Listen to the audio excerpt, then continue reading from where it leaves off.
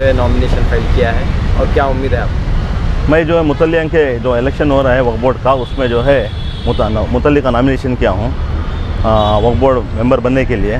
दुआ कीजिए, इंशाअल्लाह अल्लाह कामयाब करे। और जो है ये जो इलेक्शन हो रहा है एक कॉन्स्टिट्यूशनल पोस्ट है जो वक्फ के अंदर है। इसमें जो है मुतल्लियों को भी एक बहुत बड़ा एक ये होता है कि वो मुतल्ली एक अपने रिप्रेजेंटेटिव चुने। यहाँ पर क्या हो रहा है, अक्सर काम करने के लिए कौम और मिलत का दर्द होना चाहिए। आज आप लोगों को मालूम है आज के हालात क्या हैं हिंदुस्तान में, इसलिए यहाँ पर अब तो प्रॉपर्टी जो है वक्फ जो हमारे बुज़ुर्ग ऑलरेडी डोनेट करके गए हैं, सो प्रॉपर्टी उसकी रखवाली सही नहीं हो रही है। आज कहीं भी देखो, कहीं चौराहे पर देखो, अच्छे अच्छे प्रॉपर्टीज़ हैं ऐसे ही पड़े हुए हैं, उसकी कोई देखभाल नहीं है। और कोई ना बिल्डिंग बन रहे हैं, ना कोई कंस्ट्रक्शन हो रहा है, ना वो उसमें से लेकर इनकम लेकर ना इसके लिए कौम के लिए कौम और मिलत के लिए कोई फ़ायदा हो रहा है। बस ऐसे ही पड़े हुए हैं, ऐसे ही ढकला जा रहा है। हमारी तमन्ना ये है कि ये जो वक्फ की प्रॉपर्टी है जो बुज़ुर्ग दिए हैं हम लोगों को, इसमें डेवलपमेंट करें और उससे जो है कौम और मिलत के लिए काम आए। आज हमारी कर्नाटका में कोई मुस्लिम यूनिवर्सिटी नहीं है, क्या फ़ायदा इतने करोड़ों के लाखों एकड़ों की ज़मीन है हमारे कोई एक यूनिवर्सिटी नहीं है। अगर हमारे बच्चे वहाँ यूनिवर्सिटी से पढ़ेंगे तो यहाँ पर हमारे हिंदुस्तान में ही काम करेंगे। या क्या होता है, बड़े बड़े कॉलेजेस में पढ़ते हैं, बड़े बड़े डोनेशंस दे के पढ़ते हैं बच्चे, वो लोग क्या करते हैं, कमाने के लिए बाहर चले जाते हैं।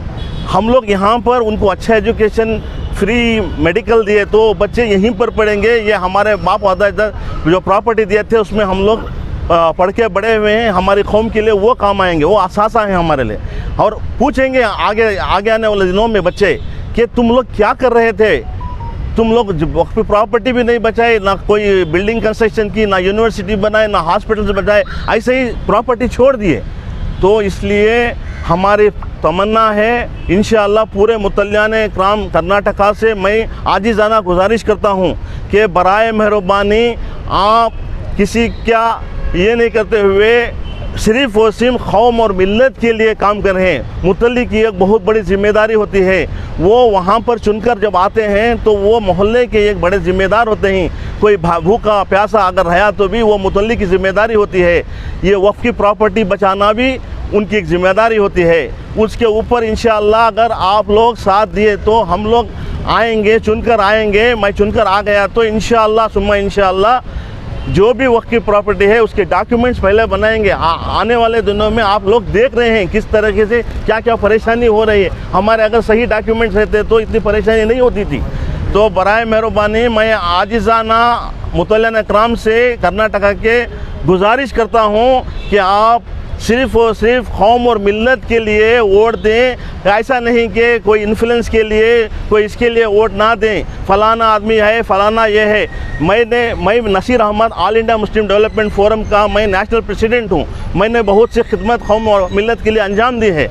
मैंने कोरोना में भी बहुत काम किया है और परसों जो वायनाड में जो बहुत बड़ा ये हो गया, उसमें भी सैलाब आ गया, उसमें भी हम लोग हमारी टीम जाके 4-5 रोज़ रह कर पूरा काम करके आए हैं और बहुत से कौम और मिल्लत के लिए काम किया हूँ। के मामले में आपका क्या तजुर्बा है? इंशाअल्लाह वफ़ के मैं जो जामिया मस्जिद चिकमंगलूर के जो है मैं एक्स प्रेसिडेंट हूँ उसका। वहाँ पर जब हम लोग थे तो उससे पहले जो हालात थे वो मैं आपको नहीं बता सकता। जब हमने चार्ज लिया तो उसकी इनकम 4 वत्ती या 8 वत्ती कर दिए हमने, और जो 2 लाख रुपये आ रही थी तो हमने 12 लाख रुपये उसकी इनकम की थी। और इतने अल्हम्दुलिल्लाह हमारे टर्म में जो है एविक्शन किराए हम प्रॉपर्टीज़ छुड़ाए जो गैर कानूनी बैठे हुए थे, बरसों से बैठे हुए थे, ना उसका कोई पुरसान हाल था, ना उसमें कोई भाड़ा आ रहा था, ना कोई रेंट आ रहा था। सिर्फ ऐसा ही हो रहा था कि रुबाबदारी में बैठे थे, ना छोड़ रहे थे। अल्हम्दुलिल्लाह ये तो रोशन बेग साहब जब हमारे चिकमंगलूर के मिनिस्टर थे उनको मालूम है, खुद हमने और उन्होंने क्या काम किया है। और ज़मीर अहमद साहब जो है नौजवानों के लिए एक मसीहा हैं। मैं उनसे गुजारिश करता हूँ आज ज़मीर साहब हम लोगों का साथ दें।